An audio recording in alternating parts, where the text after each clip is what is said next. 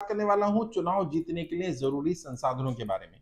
वैसे तो हर स्तर के चुनाव के लिए अलग अलग संसाधन होते हैं, लेकिन यहां मैं 4-5 ऐसे संसाधनों के बारे में बात करने वाला हूं। यदि आपको कोई भी चुनाव जीतना हो, चाहे ग्राम प्रधान से लेकर के और एमपी मेंबर ऑफ पार्लियामेंट का चुनाव लड़ना हो, यदि ये संसाधन आपने तैयार कर लिए तो यकीन मानिए आपके चुनाव जीतने की संभावना बहुत अधिक बढ़ जाएगी।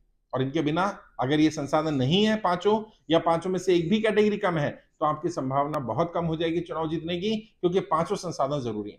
और सबसे पहला जो सबसे जरूरी संसाधन है, ह्यूमन रिसोर्स। बिना लोगों के काम नहीं हो सकता।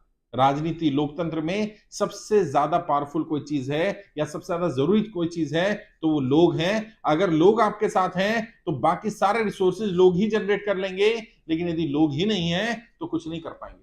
और कितने लोग, मैंने बताया था किसी भी चुनाव को जीतने के लिए जब तक इतनी आदर्श स्थिति ना हो जाए तब तक लड़ना ही नहीं है। जीतना ना जीतना तो बात की बात है। आदर्श स्थिति क्या है? जितने भी वहां के वोटर हैं उनके 1% के साथ डायरेक्ट आपका कनेक्शन। यानी जो भी आप चुनाव लड़ने जा रहे हैं, यदि 1% डायरेक्ट लोग आपके साथ नहीं है या उतने लोग आपके साथ कनेक्टेड नहीं है, तो मैं आपको रिकमेंड करूंगा आप चुनाव लड़ने के बारे में ना सोचें। पहले 1% की आदर्श स्थिति तक पहुंचने की कोशिश करें। और 1% कोई बहुत ज्यादा बड़ा संख्या नहीं है। अगर मान लीजिए आप सांसद का चुनाव की एग्जाम्पल ले लेते हैं, सांसद के चुनाव में 20 लाख वोट हैं और 20 लाख वोट का 1% कितना? 20,000। अब अगर आप कहते हैं मैं सांसद बनना चाहता हूं और 20,000 लोगों तक भी आपकी कनेक्शन नहीं है, आपकी डायरेक्ट अप्रोच नहीं है, या 20,000 लोगों तक भी आप नहीं पहुंच पा रहे हैं, तो फिर चुनाव लड़ने का, फॉर्मेलिटी करने का क्या फायदा? अगर विधानसभा के चुनाव की तैयारी कर रहे हैं तो 2 लाख 3 लाख वोट होते हैं। अब 2 लाख का 1% कितना? 2,000। 3 लाख का 1% कितना? 3,000। 3,000 वोट या 2,000 वोट भी अगर आपके पास नहीं है, 1% भी नहीं है, तो चुनाव लड़ने का कोई फायदा नहीं है या फॉर्मेलिटी करने का कोई फायदा नहीं है, क्योंकि आप चुनाव नहीं जीत सकते हैं। यह आदर्श स्थिति है। तो अगर आदर्श स्थिति तक अगर आप पहुंच जाते हैं, कम से कम इतना ह्यूमन रिसोर्स आपके साथ है। पहला रिसोर्सेज यही है, पहली सबसे बड़ी जरूरत यही है, आपके साथ लोग होने चाहिए। और जब ये लोग होंगे तो इनका यूज कर सकते हैं। बूथ लेवल मैनेजमेंट पर लोग चाहिए होंगे आपको, प्रचार के लिए लोग चाहिए होंगे आपको, आपको पदयात्राओं के लिए लोग चाहिए होंगे, आपको अपना शैडो कैंपेन करना है उसके लिए लोग चाहिए होंगे, लहर बनाने के लिए लोग चाहिए होंगे, मैन टू मैन मार्किंग के लिए लोग चाहिए होंगे। बिना लोगों के काम नहीं हो सकता। सबसे पहला रिसोर्स, सबसे पहला संसाधन लोग ही हैं। और जिसके पास जितने ज्यादा लोग हैं, 1% क्या आदर्श है। अब मान लीजिए आप किसी पार्टी के उम्मीदवार हैं, तो कई पार्टियां ऐसी हैं जिनका लोकसभा का काउंटडाउन ही शुरू होता है, काउंटिंग शुरू होती है 2 लाख वोट से। 2 लाख उनका अपना कैडर वोट है। तो आप बिना पार्टी के लड़ेंगे या ऐसी पार्टी से लड़ेंगे जहां से शुरुआत होती है 5,000 से और उसकी होती है 2 लाख से, तो आप में और उसमें तो पहले ही इतना बड़ा गैप आ गया।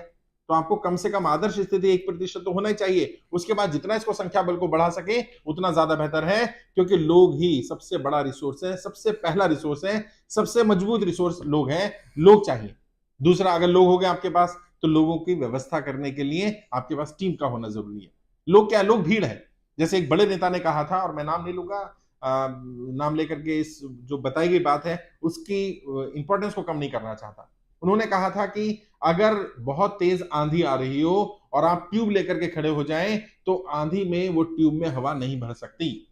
यानी अगर बहुत ज्यादा लोग भी आपके साथ जुड़ जाएं, बहुत ज्यादा आपकी लहर भी चलने लग जाए, तो भी आपको टीम चाहिए होगी जो पंप का काम करेगी, जो उस हवा को ट्यूब में भरने का काम करेगी। यानी वोटर को सपोर्टर को वोटर में कन्वर्ट करने का, भीड़ को वोट में कन्वर्ट करने का, और वोटर से वोट डलवाने का काम करेगी। वहां टीम की जरूरत है। बूथ स्तर की टीम चाहिए होगी आपको, आपको कैंपेन के लिए टीम चाहिए होगी।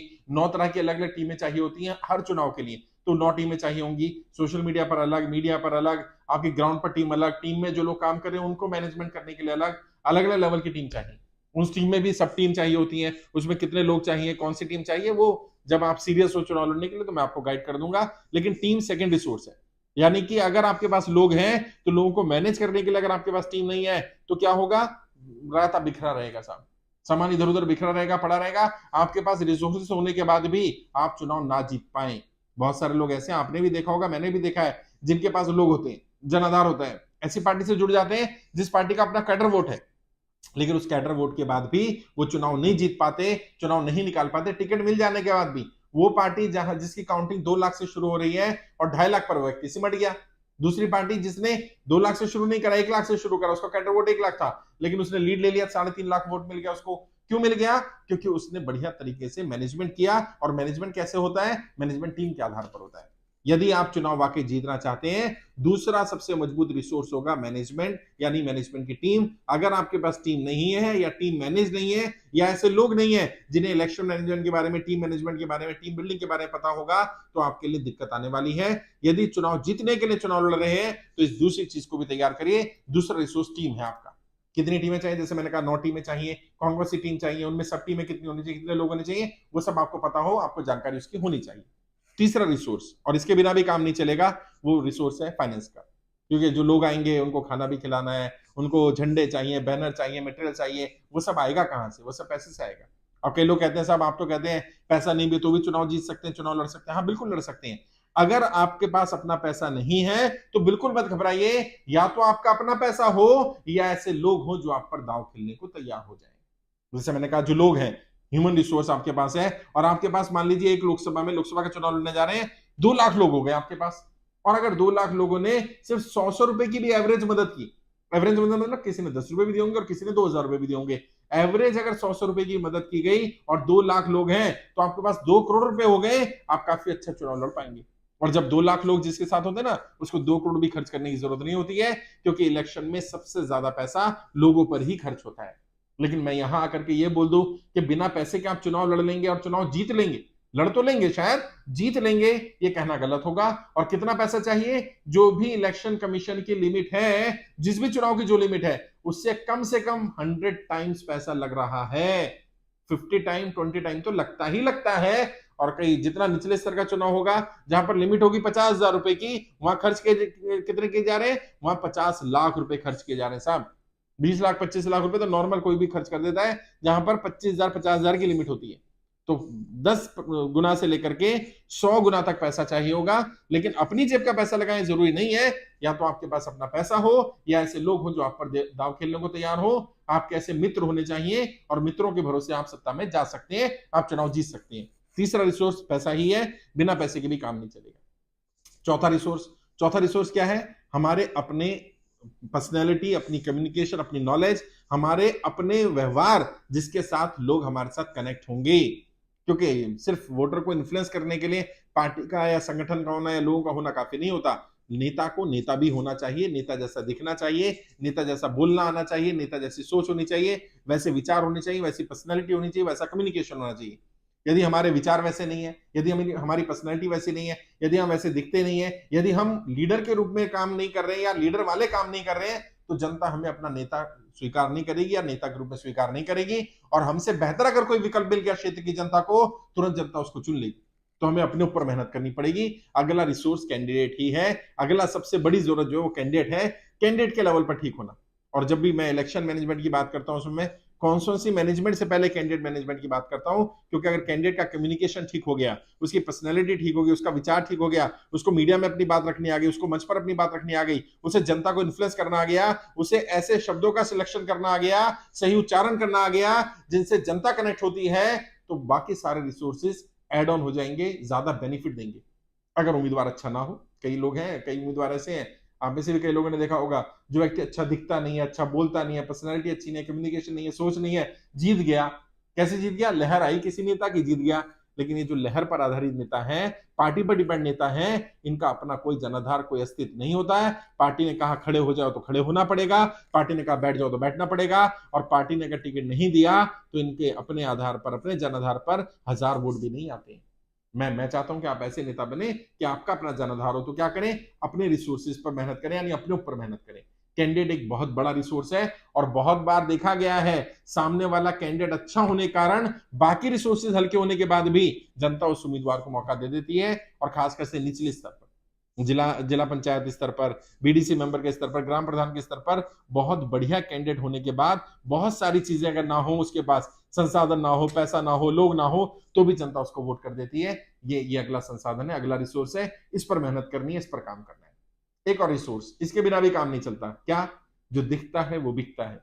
आपकी प्रेजेंस, आपकी जनता के बीच में प्रेजेंस होनी जरूरी है।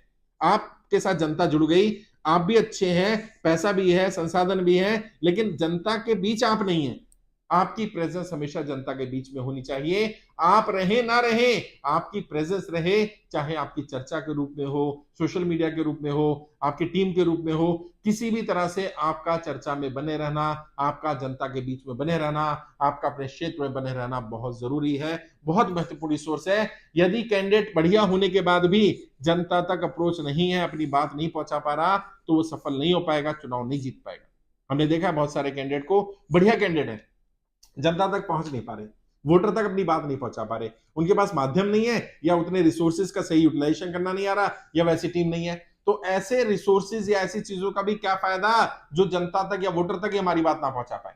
और उसके लिए सोशल मीडिया एक बहुत बड़ा अहम रोल प्ले करता है। साथ साथ मीडिया में आपकी पकड़ होनी चाहिए, आपके अपने सूत्र, अपने रिसोर्सेज, आपको खबरों में कैसे बने रहना है, किस तरह से चर्चा में आप बने रहें, उसके ऊपर काम करना आना चाहिए। ऐसी रणनीति, ऐसे रणनीतिकार आपके रिसोर्स में होने चाहिए जो आपको समय समय पर बता पाए कब आपको कौन सा कदम उठाना है, किस तरह से आप जनता के बीच में बने रह सकते हैं, किस तरह से आपकी एब्सेंस में भी आपकी चर्चा जनता में चलती रहे, किस तरह से आपके विरोधी भी आपकी चर्चा करने के लिए मजबूर हो जाएं। ये ऐसे रिसोर्सेज या ऐसे लोग, ऐसे थिंक टैंक का होना, ये अगला रिसोर्स है।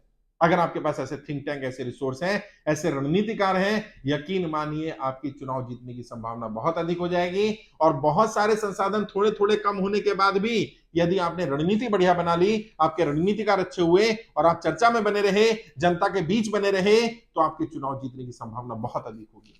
कोशिश करिए इन पांचों चीजों पर काम करने की। 2-4-5% ऊपर नीचे हो सकता है, लेकिन कोशिश करें पांचों पर ही काम करें। कोई एक भी रिसोर्स कम हुआ, कोई एक भी स्तर पर पकड़ कम हुई, कोई एक भी ऐसी जगह हुई जहां आप कमजोर पड़े, तो सामने वाला आपको वहीं हरा देगा। पांचों स्तर पर काम करिए।